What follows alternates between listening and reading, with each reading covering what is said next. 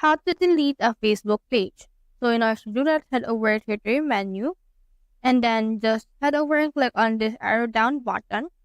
Then just choose the page that you want to delete. For example, for this one, let's head over and then delete this carousels. Now this will switch to the profile of that particular page. Once you're on that page, you can head over and click on the menu again right here. Then click on the gear icon. Now, once you click on your gear icon, you can see this. Just click on this search settings and then search in here for access. Once you have done that, you can see in here this access and control. Now, from in there, you can see this deactivation and deletion. Now, click on this delete page and click on continue.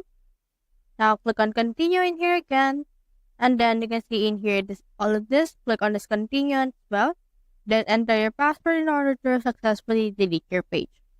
So that's how you delete the Facebook page. Hope we helped.